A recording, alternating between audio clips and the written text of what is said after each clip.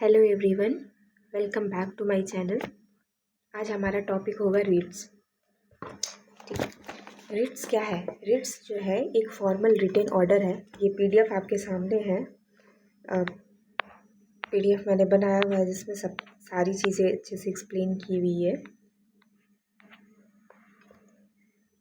तो सबसे पहले बात करते हैं रिट होता क्या है। तो रिट क्या है, यहाँ पे देख रहे होंगे रिट क्या है। रिट एक फॉर्मल रिटन ऑर्डर है जो कि कौन इशू करेगा? कोर्ट। हमारा कोर्ट इशू करता है। जब कोई इंडिविजुअल या पर्सन किसी भी फंडामेंटल राइट्स को वायलेट करेगा तो हम जब कोर्ट के पास जाएंगे तो कोर्ट हमें रिट्स इशू करता है। फंडामेंटल राइट्स के साथ पार्ट में दिया हुआ है, पार्ट 3 में। और ये कौन से आर्टिकल से है? 12 से लेकर 35 तक है। ठीक है, अब बात करते हैं कि रिट्स दो तरह का रिट्स मिलता है। एक सुप्रीम कोर्ट भी रिट इशू कर सकता है, एक हाई कोर्ट भी रिट इशू कर सकता है। ठीक है, जो सुप्रीम कोर्ट होता है, आप देखेंगे कि आर्टिकल 32 को हमारे जो ड्राफ्ट कमेटी के चीफ थे डॉक्टर भीमराव अंबेडकर, उन्होंने heart and soul of constitution कहा था। इसी वजह से कहा था क्योंकि आर्टिकल 232 बहुत ही ज़्यादा इंपॉर्टेंट हो जाता है। ठीक है, आर्टिकल 226 जो है वो हाई कोर्ट इशू करता है, बट वो क्या है, एक तरह का कॉन्स्टिट्यूशनल और लीगल राइट है। अब अगर स्कोप की बात देखी जाए कि कौन ज़्यादा नैरो है कौन वाइडर है, तो जो हाई कोर्ट है वो वाइडर है, क्योंकि ये सुप्रीम कोर्ट सिर्फ फंडामेंटल राइट्स के लिए इशू कर सकता है रिट्स, बट हाई कोर्ट जो है सिर्फ फंडामेंटल राइट्स के लिए ही नहीं, कोई भी लीगल राइट के लिए भी रिट इशू कर सकता है। इसका मतलब इस मामले में जो हाई कोर्ट का जुरिडिक्शन है वो क्या है? वाइडर है। टेरिटोरियल जुरिडिक्शन की बात करें तो जो सुप्रीम कोर्ट है उसका ज़्यादा बड़ा होगा, उसका वाइडर होगा, क्योंकि ये किसी भी पर्सन के खिलाफ अगेंस्ट में, गवर्नमेंट के अगेंस्ट में, टेरिटरी यानी इंडिया के अंदर किसी भी गवर्नमेंट के खिलाफ या किसी भी पर्सन के अगेंस्ट अपना रिट इशू कर सकता है। बट आर्टिकल 226 जो हाई कोर्ट है वो लिमिटेड, उसका जो जुरिडिक्शन है टेरिटोरियल जुरिडिक्शन, मैं स्कोप की बात नहीं कर रही हूँ, टेरिटोरियल जुरिडिक्शन ये बहुत लिमिटेड है। हाई कोर्ट जहाँ पे वो एक्शन हुआ है, जहाँ पे ये वायलेशन हुआ है, वहीं पे वो उसका जुरिडिक्शन क्या है? लिमिटेड है। अब देखिए सुप्रीम कोर्ट है जो है वो उसकी जो रिट्स, जो रिट एक्सरसाइज करता है वो उसके लिए मना नहीं कर सकता, वो एक गारंटी राइट है। लेकिन हाई कोर्ट क्या है, वो मना कर सकता है। अगर कोई अल्टीमेट या फिर अल्टरनेटिव है, अगर कोई और अल्टरनेटिव लीगल रेमेडी एग्जिस्ट कर रहा है तो को हाई कोर्ट मना कर सकता है, बट सुप्रीम कोर्ट के पास तो ऐसा नहीं है, वो एक गारंटी राइट है। अब बात करते हैं, टोटल 5 तरह का रिट्स होते हैं: हेबियस कॉर्पस, मैंडेमस, प्रोहिबिशन, सर्टियरी और क्यू वारंटी। हेबियस कॉर्पस का मतलब क्या होता है? To have the body of, to have the body of. इसको आप जैसे एग्जाम्पल में, मतलब जैसे आप याद रखने के लिए ऐसे याद रख सकते हैं कि release a person on unlawfully detain. अगर कोई पर्सन अनलॉफुली इलीगल तरीके से अरेस्ट हो गया है तो कोर्ट ये कहता है कि तुम मेरे सामने लेके आओ, ठीक है, कोर्ट के सामने पेश करो। अगर वो इलीगल तरीके से अरेस्ट हुआ है तो उसको इमीडिएटली फ्री भी कर देगा। ठीक है, ये किसके अगेंस्ट इशू किया जाता है? तो कोई भी पब्लिक अथॉरिटीज़ या प्राइवेट इंडिविजुअल के खिलाफ अगेंस्ट में इशू कर सकते हैं। इसका एक एग्जांपल है Rudul Shah versus state of Bihar, 1983 में हुआ था। आई थिंक नीचे अच्छा ये नहीं दिया हुआ है लैंडमार्क केस, हाँ यहाँ पे देखिए है ना, रुडल शाह वर्सेस 1983। तो हेबियस कॉर्पस क्या है कि ये पब्लिक अथॉरिटीज़ और प्राइवेट इंडिविजुअल दोनों के अगेंस्ट हो सकता है। और इसका क्या मतलब है? इसका हेबियस कॉर्पस का मतलब क्या हुआ? To have a body of, to have a body of means court ये कहता है कि अगर तुमने किसी को अरेस्ट किया है तो तुम कोर्ट के सामने लेके आओ। अगर वो पर्सन अनलॉफुली या इलीगली अरेस्ट हुआ है तो उसको इमीडिएटली फ्री कर दिया जाएगा। इसके में एक एक्सेप्शन भी है। इसका एक्सेप्शन ये है कि ये can not be issued if detention is lawful for contempt of court, parliament और आउटसाइड द कोर्ट जुरिडिक्शन।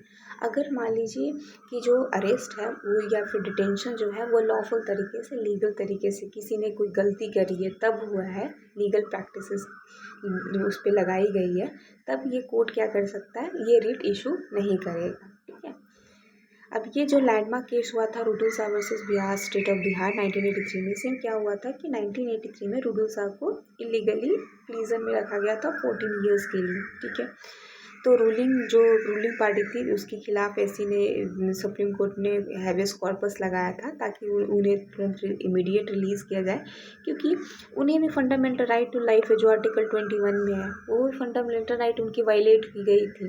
तो इसीलिए सुप्रीम कोर्ट ने रिट इशू किया था और फिर उनको बाद में मॉनेटरी कंपनसेशन भी दिया गया था। सेकेंड है मैंडामस, जिसका लिटरल मीनिंग होता है वी कमांड।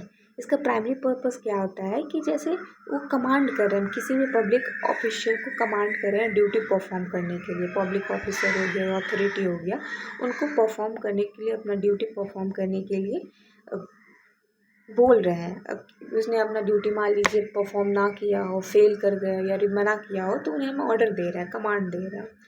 अब जैसे इसके कंडीशंस क्या है कि एप्लीकेंट के पास एक लीगल राइट होती है, authority must have a mandatory legal right, legal duty, ठीक है। इसमें एक्सेप्शन क्या है कि ये किसी भी प्राइवेट इंडिविजुअल या president, state governor, chief justice जो कि अभी जुडिशियल कैपेसिटी में एक्टिंग है, और या फिर किसी भी प्राइवेट कॉन्ट्रैक्ट के अगेंस्ट हम इशू नहीं कर सकते हैं, ठीक है। ये सिर्फ किस पे इशू होगा? Public authorities, only public authorities पे इशू होगा, या फिर क्वासी पब्लिक बॉडीज़ हो गई उन पे इशू होगा। इसमें भी एक लैंडमार्क केस है, Gujarat state financial corporation versus lotus hotels, 1983 का ही केस है। इसमें क्या हुआ था कि जो गुजरात स्टेट फाइनेंशियल कॉरपोरेशन है उन्होंने एक लोन सैंक्शन किया था लोटस होटल्स को, बाद में उन्होंने रिफ्यूज़ कर दिया था फंड रिलीज़ करने के लिए, बिना किसी लीगल नोटिस की या लीगल ग्राउंड्स के उन्होंने लोन देने के लिए, लोग फंड रिलीज़ करने के लिए मना कर दिया था। तो सुप्रीम कोर्ट ने मैंडामस इशू किया था, मैंडामस रिट इशू किया था। और जैसे देखिए ये क्या है, स्टैट्यूटरी बॉडी है, तो इसको कमांड किया था कि आप पब्लिक ऑब्लिगेशन फुलफिल कीजिए और जो sanction amount already sanction amount है उसको डिस्पर्स किया जाए। अब आता है प्रोहिबिशन। प्रोहिबिशन का मतलब होता है टू फॉरबिड, मना करना। जैसे आप बोल सकते हैं कि स्टे ऑर्डर लगाना है। इसमें क्या होता है कि जो लोअर कोर्ट है, लोअर कोर्ट से जो ऊपर की बॉडी है, जो लोअर कोर्ट से अपर बॉडी है, वो लोअर कोर्ट को क्या करती है? रोकती है कि तुम रुक जाओ, स्टे ऑर्डर लगाती है। ये किसी भी जुडिशियल और क्वासी जुडिशियल बॉडीज़ में लग सकता है। अब जैसे देखिए ये क्या है, हायर कोर्ट लोअर कोर्ट को रोकेगी, स्टे ऑर्डर लगाएगी। इसका जो नेचर होता है वो स्ट्रिक्टली प्रिवेंटिव होता है, ठीक है। हम लोग बोलते हैं ना prevention is better than cure, इसका जो नेचर होता है काफ़ी प्रिवेंटिव होता है। इसके एक्सेप्शंस क्या क्या है कि ये एडमिनिस्ट्रेटिव अथॉरिटीज़, लेजिस्लेटिव बॉडीज़ या प्राइवेट इंडिविजुअल के अगेंस्ट नहीं लग सकता है, ठीक है। ये सिर्फ जुडिशियल और क्वासी जुडिशियल के अगेंस्ट ही लगेगा। इसमें भी एक लैंडमार्क केस हुआ है, east India commercial cooperative limited versus collector of custom, 1962 में हुआ था। क्या हुआ था कि जो कस्टम कलेक्टर थे उन्होंने कुछ प्रोसीडिंग्स इनिशिएट किया था, स्टार्ट किया था अंडर रूल जो कि लीगली एप्लीकेबल नहीं था कंपनी के लिए। तो सुप्रीम कोर्ट ने प्रोविजन वाला रिट जारी किया था कि ये जो आपने प्रोसीडिंग इनिशिएट किया है वो क्या है, वो सही नहीं है, इसमें जुरिडिक्शन लैक कर रहा है, इसीलिए प्रोहिबिशन लगाया गया था। अब आता है शर्टियोरी। शर्टियोरी का मतलब होता है टू बी सर्टिफाइड या फिर क्वैश ऑर्डर। मतलब ये क्या, इसका मतलब क्या हुआ कि किसी भी ऑर्डर जो पास किया गया लोअर कोर्ट के द्वारा या ट्रिब्यूनल के द्वारा या किसी एडमिनिस्ट्रेटिव अथॉरिटी के द्वारा, उसको सुप्रीम कोर्ट कैंसिल कर सकता है, supreme court high court cancel कर सकता है कभी भी। इसके ग्राउंड्स क्या क्या हो सकते हैं? अगर जुरिडिक्शन यानी जुरिडिक्शन जो है, जो उसके जुरिडिक्शन में नहीं आ रहा है उस पर भी उसने ऑर्डर पास कर दिया, या फिर जो लॉ है, लॉ में कुछ एरर आ गया होगा, या फिर जो नेचुरल जस्टिस है उसके प्रिंसिपल में वायलेट किया गया हो, तो जो सुप्रीम कोर्ट या हाई कोर्ट है वो जो भी लोअर कोर्ट के द्वारा पास किया गया ऑर्डर है उसको खारिज कर सकती है, कैंसिल कर सकती है। अब इसका जो नेचर होता है वो दोनों होता है, प्रिवेंटिव और क्यूरेटिव। जैसे कि प्रोवेशन का मतलब जैसे कि रोक रही है, प्रोवेस्ट कर रही है, तो ये पेंडिंग केसेस को रोक रही है। और सर्टियोरी जो है वो जब एक डिसीज़न डिलीवर हो जाता है उसके बाद अप्लाई होता है। जैसे 1991 तक क्या हुआ था कि ये सिर्फ जुडिशियल और क्वासी जुडिशियल बॉडीज़ के अगेंस्ट होता था, लेकिन 1991 के बाद कोई भी एडमिनिस्ट्रेटिव बॉडीज़ अगर इंडिविजुअल के राइट्स को अफेक्ट कर रही है तो इसके अगेंस्ट भी अप्लाई किया जा सकता है। इसमें एक जो केस है वो है एक क्रैपैक और यूनियन ऑफ इंडिया 1969। इसमें क्या हुआ था कि एक कैंडिडेट जो है वो इंडियन फॉरेस्ट सर्विस के लिए सेलेक्ट हुआ था, तो वो क्या था, वाज ऑल्सो वो सिलेक्शन बोर्ड का मेंबर था, फिर भी वो सेलेक्ट हुआ था, ठीक है। तो सुप्रीम कोर्ट ने जो उसका सिलेक्शन लिस्ट था उसको खारिज कर दिया था, क्योंकि ये नेचुरल जस्टिस है ना, वो ऑलरेडी सिलेक्शन बोर्ड का मेंबर और वो कम्पीट कर रहा है, तो ऐसा नहीं हो सकता ना, जो नेचुरल जस्टिस है उसको वायलेशन, उसका वायलेशन है, तो उसके सिलेक्शन लिस्ट को खारिज कर दिया गया था। अब आता है क्यू वारंटो, वही वॉट अथॉरिटी, किस अथॉरिटी से, तो ये हमेशा पब्लिक ऑफिस होल्डर में लगाया जाता है। इसका ये होता है कि ये किसी भी पर्सन की क्लेम्स, मतलब जो पब्लिक ऑफिस है उसमें कोई पर्सन क्लेम कर रहा है, उसकी लीगैलिटी को इंक्वायरी करता है कि वो सही है या नहीं है, ताकि कोई भी इलीगल एक्टिविटीज़ ना हो, इलीगल तरीके से कोई भी वायलेशन ना हो। अब इसमें कंडीशंस क्या है, तो ऑफिस क्या होना चाहिए, पब्लिक होना चाहिए, परमानेंट कैरेक्टर का होना चाहिए, या फिर स्टैट्यूट और कॉन्स्टिट्यूशनल बॉडी होना चाहिए। ये यूनिक इसलिए है क्योंकि अदर रेट्स की तरह इसमें कोई भी इंटरेस्टेड सिटीजन जो है वो क्यू वारंटो के लिए फाइल कर सकता है, कोई भी। इसमें एक केस हुआ है कुमार पद्मा प्रसाद और यूनियन ऑफ इंडिया 1992, जिसमें के.एन.